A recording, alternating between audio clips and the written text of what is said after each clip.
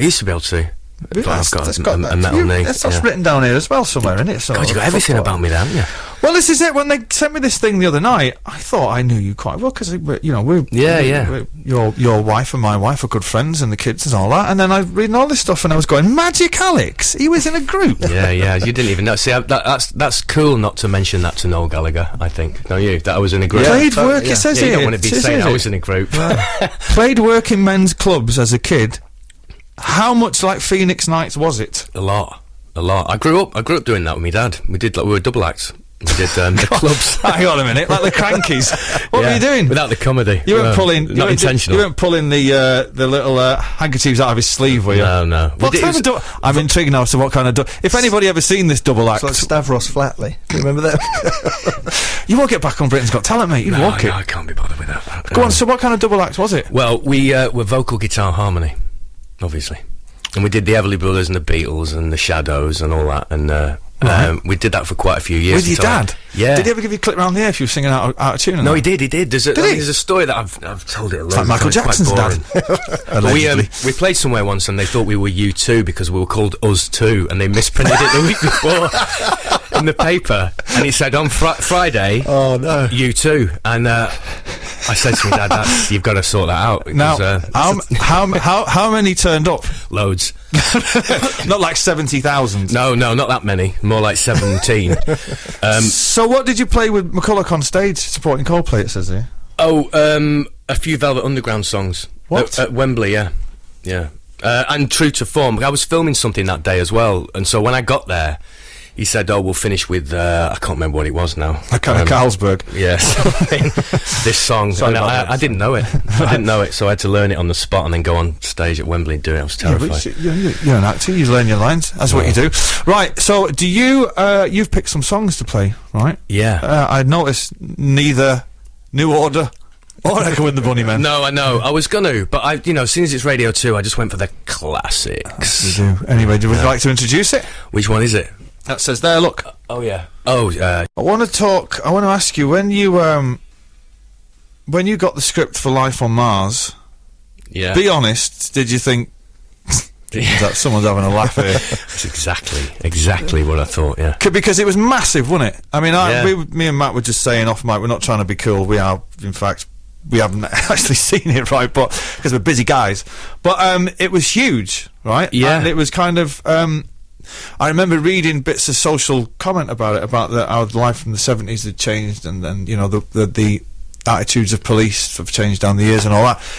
When you read it, were you thinking this is going to be huge, or was you thinking this is like, someone's drank too much coffee or something? Yeah, well, I thought someone had done too much something when I read it. I thought that's never going to work.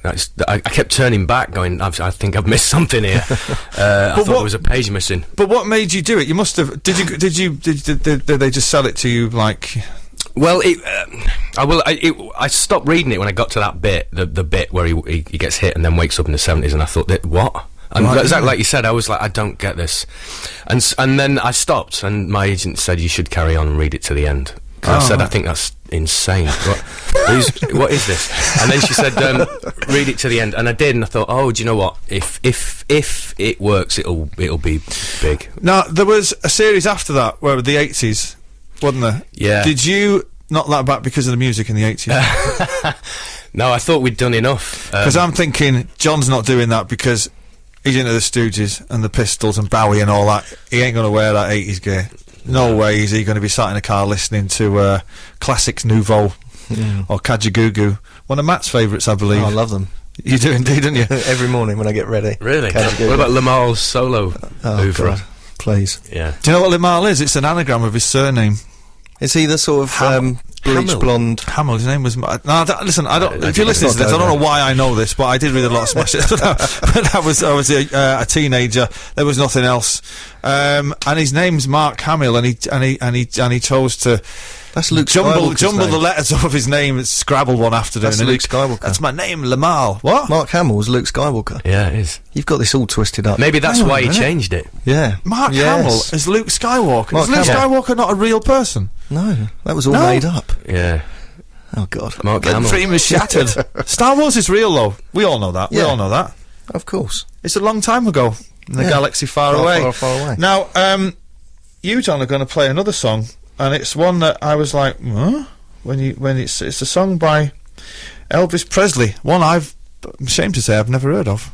Yeah, well, this is on an album called From Elvis in Memphis or something, and it was after he'd done all them terrible movies, he went into the studio and recorded this album, which is a great sort of white soul album, and this is a great track off it, and he kicks the living daylight out of this song. Oh, I'm interested to hear this. I think we have actually got David Williams on the phone, who's bobbing up and down in the Thames for charity. David? Can I speak to Dermot, please? Yeah, well, I'm afraid Dermot is off doing his X Factor thingy-majig, so you've got me, Matt Morgan, and John Simmers in the studio. How are you doing? I'm okay, yeah, I'm a bit knackered. Somebody nearly 100 miles. Really? Wow. And it's taken its toll on my physical well-being, but also my mental health.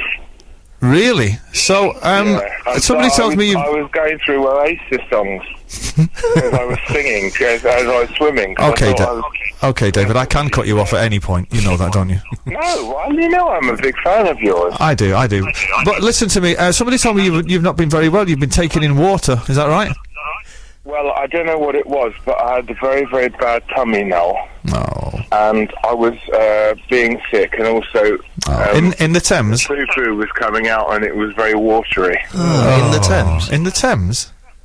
No, not in the Thames, in the toilet before I got in the Thames. Anyway, and my speed went right down, and I couldn't really swim anymore. Oh. Thought the whole thing was So, over. are you having second thoughts about actually doing this now? I mean, because, you know, you don't have to do it, do you? No, so, I mean, it's beyond second thoughts. It's... Tell me this. you know, Which way are you actually swimming? Are you swimming away from London or into London? Have you done any research? This may come as a surprise to you, David, but I'm not actually a professional radio person. No, but you might read a newspaper at some point. I know. Watch the TV. Listen, all I know about you is you live in my old house. You're my friend. You're doing some ludicrous thing for charity. Well, I'm That's moving it. towards London. Okay, and And where? I start off in Lechlade on Monday, which Right. is in Oxfordshire, which you probably don't know. I own a little bit of it. So we're hoping to end up sort of opposite the Houses of Parliament on Monday at about 6 p.m. That's the plan. Right. And tonight I'll be ending up at Old Windsor. Right, what, the where castle? Your good friend Sir Elton John lives. Oh, do say hello to him. I haven't seen him since your wedding, actually. Widely regarded as the second best wedding of all time, by all accounts. Now, listen, so you're doing this for comic relief, that's right, isn't it? No, I'm raising money for BDI. Now, David, seriously, you're gonna listen. You will, in fact, get sued for that comment. I assure you. No, it's for Sport Relief, which is the sister charity of Comic Relief. Ah. And it helps people living in poverty in the UK and around the world. I've seen a lot of the projects myself. So I'm not doing this for fun. It is no fun. And so far, well, I know you haven't been following it. You've no interest in me, but we've raised over £500,000. Wow. Thanks to the nice. generosity of the British public. So I'm hoping in this conversation with you, Yeah. the tens of listeners at home will pick up the phone and donate some money, or go to www.sportrelief.com/Williams. Listen, let me tell you how popular this radio show is. You're listening to it, and you're in the Thames, right? So think how many people actually listen to it at home. Any money? Sorry? Have you donated any money? Sorry, you're breaking up there, mate. I don't know. I think we're gonna. I don't know. Did it? I can't. I heard the word. I heard the word "have you" and "donated" and "money" in the same sentence. And he's gone. Is he gone? You give so much. You almost give too much. Well, The British public. well, I do, and I'm not giving any more. And on that note, we're gonna have to wrap it up there, David. Right, I'll see you soon, mate. Oh, was that it? That's it. That's it. How dare you ask me for money live on air? How dare you? And you'll be receiving a letter from Liam's lawyer forthwith. And I'll see you very soon. And please donate some money yourself, because I know you're very, very rich. Yeah, I know you're mean. Yeah, but please make an exception. I'm not mean. You're breaking up there, mate. Sorry, I didn't get any of that. Anyway, so moving on. My wife, yes, please. Good boy. Yes. I always find it's good to do that with any title of a song that's got the word love in it. Yes. If you don't, particularly if you know she's listening and you don't do that, it's not really worth the aggro not to. But no, yeah, I should say hi and I love you, darling, and I love my daughter as well, who's quite ill last night. Oh. So, and my son. I don't want to leave him out. Oh, no, you can't leave. No, you can't leave the boys out. They There we go. Now listen, Magic Alex, what happened? We were going longer than the Grateful Dead. When did you form?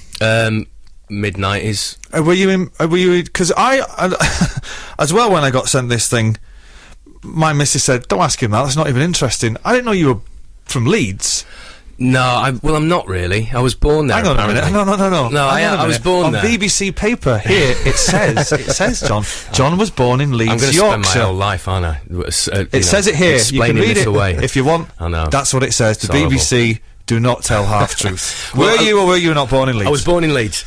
You just said you weren't. No, but I wasn't. I didn't live there. I don't know anything about it. I left when I was 2 or 3. I don't know. And then you know. moved to Blackpool, Well, we moved all around, sort of Manchester, Blackpool, Burnley, Cone. like a gypsy. Yeah, like a gypsy. Like a gypsy actor. Yeah. Like a gypsy actor in a band called Magic Alex. You moved around England. So, where did you spend your formative years? Or what you would say? Because you got a Mancunian accent. Yeah, well, Manchester.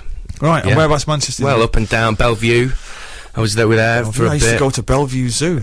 And they had a big the speedway thing. The Bellevue Aces. Yeah. What was that? Oh, what was that guy? Did you have Speedway down? I think it's a northern thing. It's like Possibly. dripping. Is that a Brands Hatch? Is that something to do with that? It's like Well, it. Speedway. No, it's on like motorbikes with no brakes on. Oh, right. Yeah, No, I don't think we have It's that. about leathers. Anyway, we digress. Magic Alex. So you're in Manchester. During the 80s. Yeah, up there and abouts. And then I went to Blackpool College, then I went to London. So I came to London at 18, 1988. So was Magic Alex formed in London? Yeah. Right. Were Yeah. there Cockneys in the group? There was no Cockneys in the group. Oh, right. Because see, that's usually a recipe for not making it. Yeah.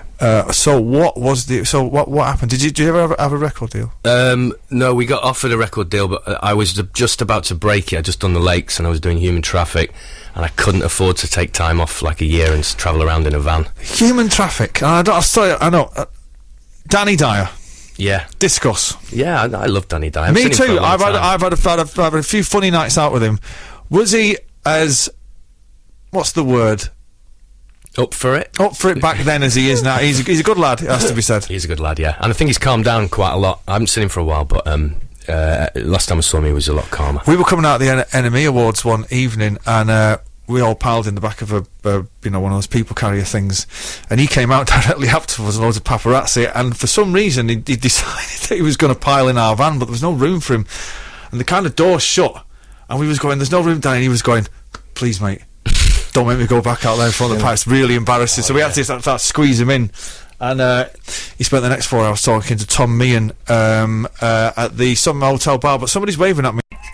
Moving on. There's people cheering in the background. Did you hear It's that? mad, isn't it? He's treading water. You think people are throwing money at him while he's swimming? Hopefully, he catches Like it in his mouth. 50 like a clever fish. Yeah. He does live in your old house, doesn't he?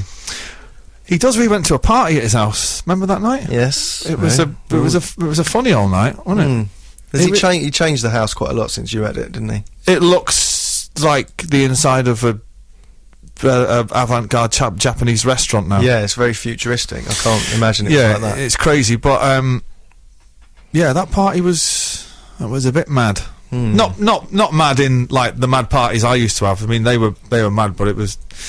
If I say the words Richard and Judy, they were there. That's Dale Winton was there, wasn't he? Dale Winton was there. It was like the pages of Hello magazine. I've got to say, it was crazy. So, are we going to play? John, you're going to play another. I noticed you didn't chirp up there, John, when they were asking for donations. Yeah, I've Having children yourself, I thought that was very. I thought I'd leave you to it. I was watching you do your interview technique. Hang on a minute, John. There's no technique going on here. I am actually, again, I'll say this. I'm not a professional radio person. I actually write songs for them. I am winging this. You are good though. It's surprised. It's surreal. It's smooth. surreal being interviewed by you. I've got to say. Really? It's surreal. Yeah. I keep looking up and it's you. Yeah. asking Really me smooth. questions. It's not Paxman, but it's good. Who's Paxman? Jeremy Paxman. Are you aware of any culture or media in this whole world? I'm aware of the culture that I'm involved in. Yeah. I'm aware of the Russell Brand thing that we used to. Aware of what you do.